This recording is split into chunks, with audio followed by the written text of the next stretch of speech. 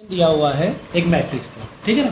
Matrix question ये दिया है कि m इंटू वन, मतलब m का मल्टीप्लाई एक मैट्रिक्स है और इसका आंसर कितना आ रहा है 1 2 आ रहा है। बात समझना, m यहाँ पर क्या है, कोई एक मैट्रिक्स है जो कि दिया नहीं है। m कोई एक वेरिएबल नहीं है, एक मैट्रिक्स है पूरी। इसमें क्वेश्चन में स्पेसिफाई किया होगा, क्वेश्चन में देखिए स्पेसिफाई है, क्या स्पेसिफाई है क्वेश्चन में कि बताओ in the order of matrix m बताओ और मैट्रिक्स m पूरा मैट्रिक्स बताओ m कितना है, पूरी मैट्रिक्स बताओ m कितना है, ठीक है, समझ में आ गया।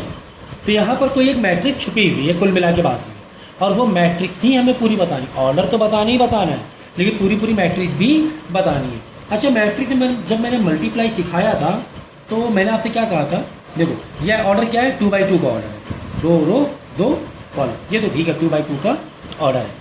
जब मैंने आपको मैट्रिक्स सिखाया था तो मैंने क्या कहा था कि दो मैट्रिक्स में मल्टीप्लाई कब पॉसिबल है, दो मैट्रिक्स में जब में मल्टीप्लाई कब पॉसिबल है, जब मल्टीप्लाई करो तो इसका पहला नंबर और इसके ऑर्डर का आखिरी नंबर क्या हो, सेम है ना।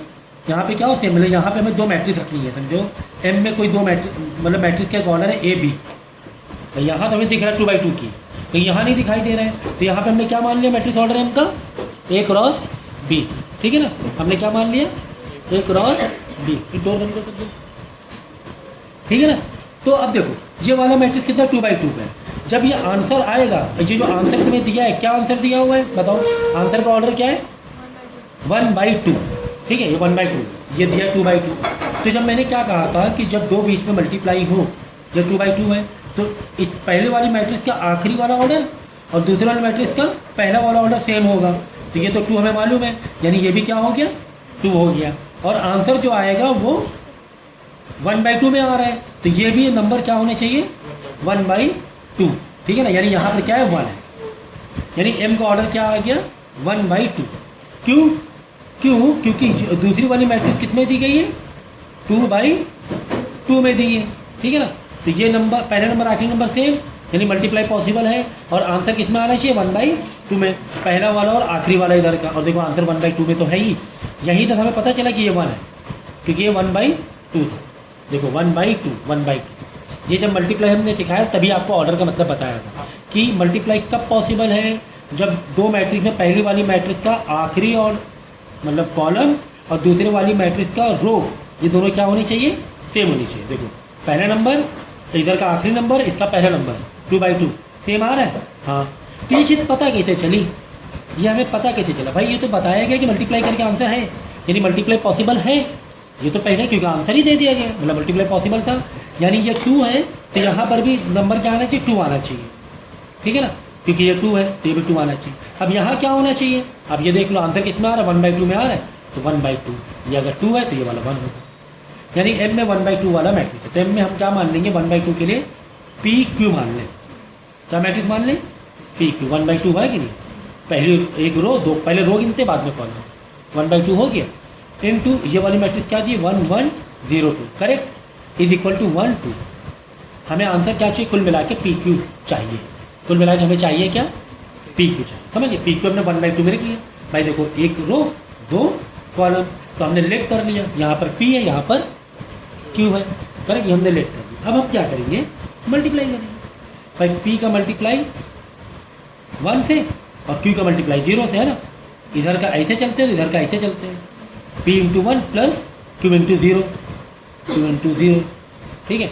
अब यहाँ पे दिया है क्या नीचे, नहीं, अब आगे हमें इससे मल्टीप्लाई करना होता है, ठीक है ना। तो हम क्या करेंगे भाई, देखो एक बार ऐसे लेंगे इससे और इससे, है ना, वापस पी से मल्टीप्लाई करेंगे लेकिन किससे, आगे वाले से 1 से, पी इंटू 1, फिर क्यू का मल्टीप्लाई 2 से, प्लस करके क्यू का मल्टीप्लाई क्यू से, यहाँ क्या है 1 2 चल ही रहा है, ये आंसर दिया, P into 1 P, Q into 0 तो 0 हो जाएगा, यानी आंसर इधर पी आ जाएगा।